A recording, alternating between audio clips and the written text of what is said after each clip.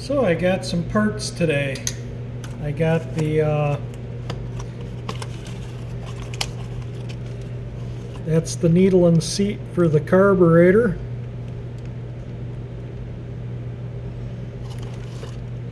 The float bowl gasket, that's kind of like a rubbery neoprene, and the needle and seat even came with a float. So if I need a float, I got one. So we got the carburetor parts, and I believe this is the stoplight switch. It was the only other thing I was waiting for. Presents are always fun to open.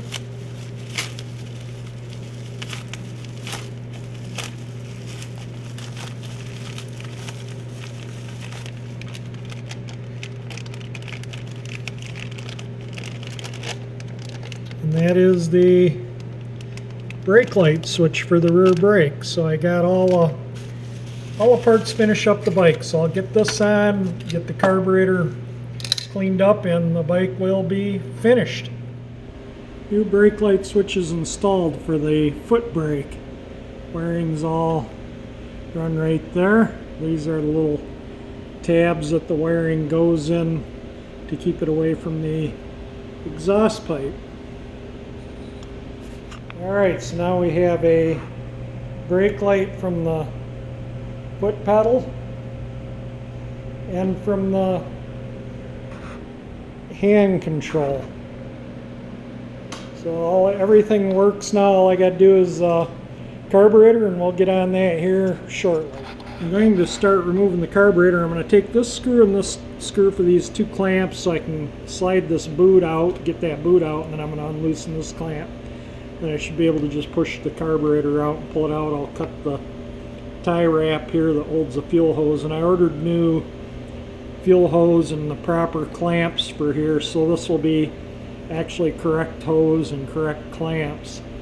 The boot and the stuff off, so I got to disconnect the fuel line, and I'm just going to unscrew this. I'm leaving the throttle cable on the bike, so I'm just going to leave the variable venturi hanging there. But I got to get that off. I'm going to put something here so I don't spill gas on anything if there's, fuel in the line. Well, that's the variable venturi, so to speak, and the main metering rod, and that's actually pretty clean, but I'm gonna wipe it down, make sure there's nothing on it. I'll just clean it with some lacquer thinner, and then I'll get this apart and clean it.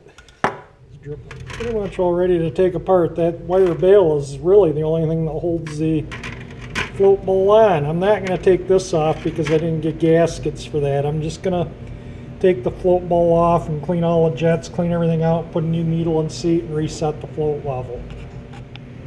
Surprisingly clean. There's just a little bit of stuff right there. But really the inside of the carburetor is clean. I'm going to take the jets out and clean them. That gasket looks like it might be reusable, but I'll replace it seeing I have a new one. The float looks like it's bent in a little bit on each side, just a fuzz, but maybe that's the way it's supposed to be. And I don't know, the float level almost looks like it's going down too far. That should be maybe there. I don't know. We'll look at the specifications in the shop manual for the float level, but that just seems, I mean, that's hitting the top of the carburetor right there, and I don't think that float level should be that deep. So maybe we got, you can see where the float's been rubbing on that gasket too, so maybe we'll put a new float in it. So this is the main jet, and that bottom one looks, there's two little holes there. In the bottom one I can't see light through, the top one I can. That one I can see the light through the bottom two and not the top one there. That one I can see light through both the little holes. And that one I can see light through all the three of the little holes. So this does have a couple of gummed up, and this is the high speed, and that's got a couple of them that are black. This one's a low speed, and they're all clear. That's clean as can be. And the gasket looked like it was held on with some type of adhesive, so I do have some adhesive I can re-glue it back on with. But we'll get this all cleaned up. I'll change that seat. And the needle valve has like a little spring-loaded end in it, so I don't know if that's why the float, you know, I don't know. We'll deal with that. We'll get the flow level, everything set correct on it. I found several things on this part of the carburetor. First off, let me just show you here. There's an air bleed. That's a dead hole. There's nothing that goes to. That's an air bleed for the main jet, which is down there. Let's see if I can turn this to where we get a little more light in it. This is the idle mixture air bleed. Both those were plugged up. When I took the bike apart, there was some like oily black goo in here, and I wiped it out. I should have used my better judgment and just taken the carburetor apart and cleaned it at that time, but I guess getting up in the years, I just got a little lazy and just thought it would be fine. But that was totally blacked up, and that was totally blacked up, and air bleeds are important to be open. That bigger air bleed goes to the center main jet, and I don't know if you can see down in there or not, but that was all full of crud down in there too. And that thing protrudes down in maybe I don't know, protrudes in a little ways, maybe a 1/4 inch, and that air bleed is up, you know, at the, so it's above where that opening is, and that was just all full of crud in there. That air bleed was totally 100% blacked. I got a lot of crud out of there. And this is the idle circuit, and that actually was pretty clean other than the air bleed. That little air bleed there was blacked up, but they're all open and free now, and I buffed that was a little rusty, that idle speed screw, so I buffed that. Another issue was the choke on this thing was only closing to about there. That was as far as I could get the choke to go. It was kind of stiff and binding, so I cleaned that all up, and the choke easily closes all the way now. And so I got to get and the air bleed for the bowl vent was plugged up too. That vent's out right there, and it doesn't purge gas out of that. If the float overflows, it goes through this tube and out that hose and onto the ground, so it doesn't get all over the bike. So yeah, I found several causes that what would cause the engine to perform badly, mostly the plugged up air bleeds, because the jets, I mean, this looked like it had a couple of jets that were plugged, but I think that the major issue was those blacked up air bleeds. That'll cause it to run rich, flood.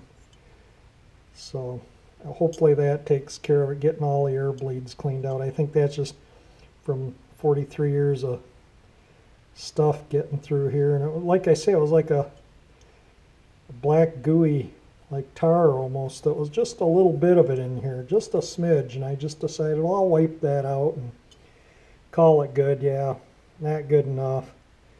Next time I'll remember to do it right or not do it at all.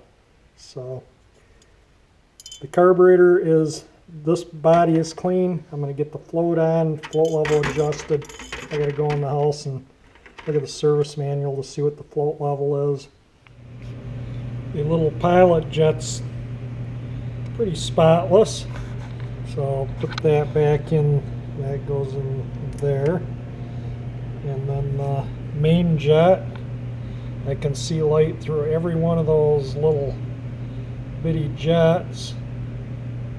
So this is all clean. I don't know if I can get, so it's all ready to go back in, and then I'll set the float level. See, I have a new float I'm going to put it in. So the float level, this gasket has to be in, or you can use this milled part. Now the XL175 specs are different from the other bikes, so you know, go to your service manual to get your float specs. This one is 22.5 millimeters from this surface to the top of the float. When the float is just touching that spring-loaded, I don't know if I can show that in there or not, but that little spring-loaded needle, when it's just touching it, if you turn it upside down, it compresses that.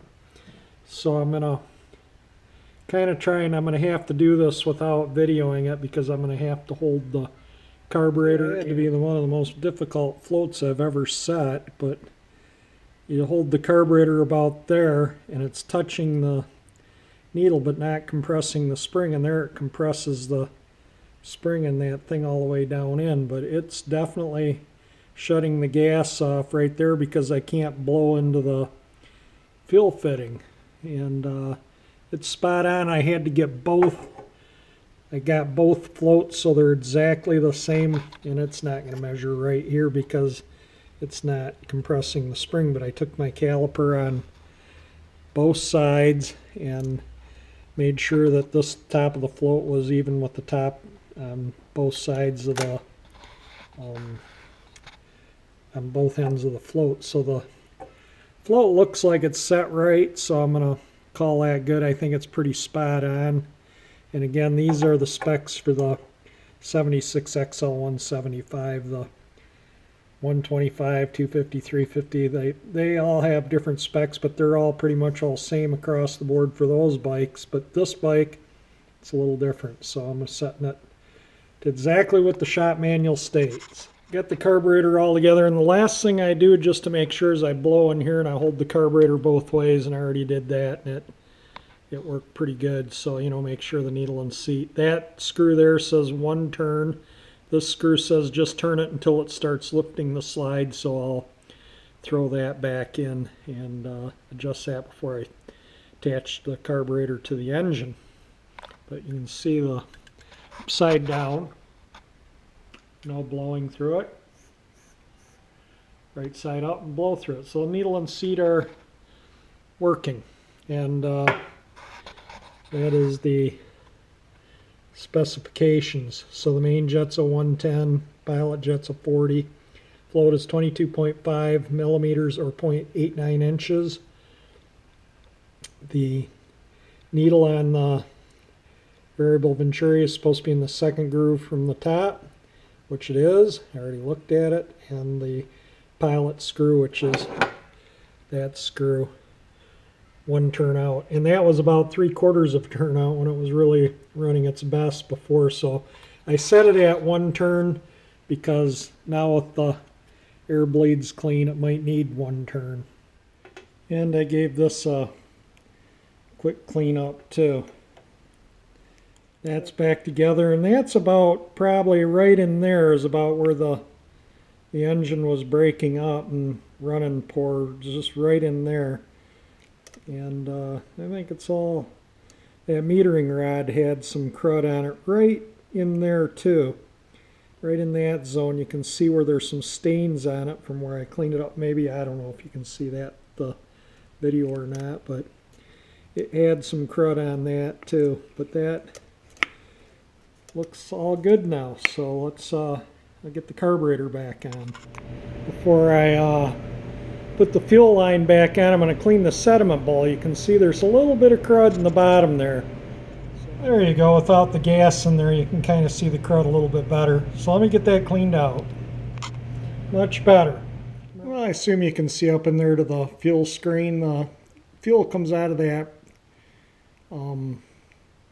opening there, aluminum opening, and goes into the bowl, then up through that screen, then through the fuel hose to the carburetor. So I should have shown the before picture of this screen. This is the filter screen for the fuel bulb, and yeah, it was pretty dirty. It's wonder any gas went through it. I've never ever taken it out and cleaned it in the 43 years I've owned the bike, so That is spotless now, so I'll throw that back in and the fuel bulb back on, and then I'm going to run some fuel throughout the hose before I put the hose on the carburetor. But there's no point in cleaning and rebuilding a carburetor without making sure all your fuel supply is clean. The inside of the tank is spotless, but this screen had a lot of crud on it from 43 years. So now I'll turn the fuel on. I'll have to fill a bowl, and there we go. We got gas. Nice supply of it.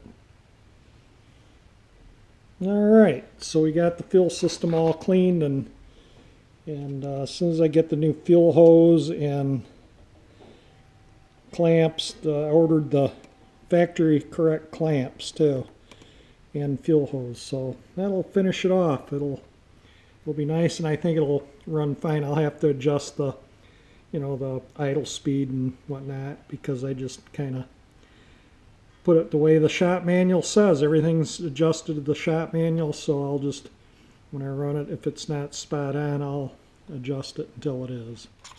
No fuel leaks there. All good. Well, it seems to run really super nice.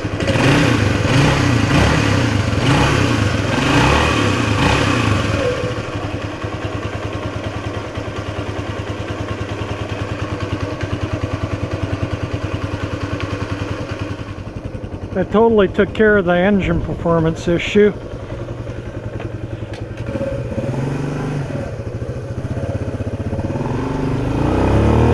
like right there on the brake up. Doesn't break up at all anymore. Runs beautiful.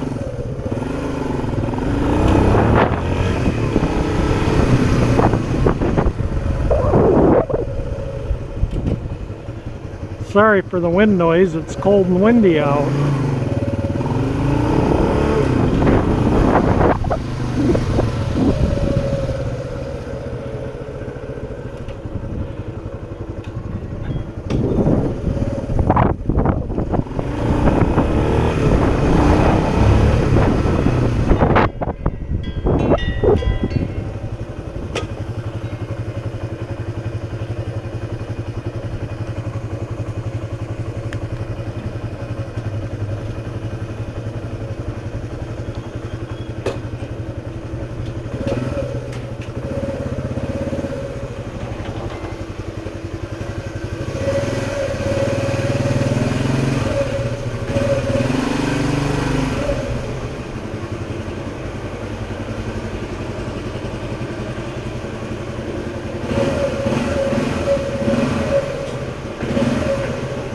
Now it's warmed up, it really idles sweet.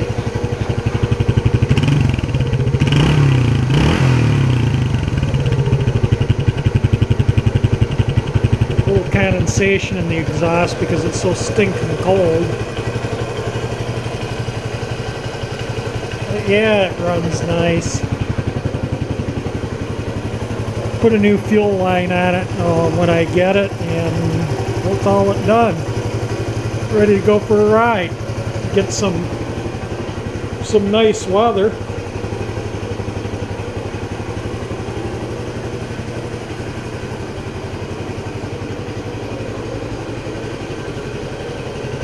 Yeah, really sweet. Super happy. Hit the like button if you enjoyed my video. If you enjoy my channel, please subscribe, and thank you for watching.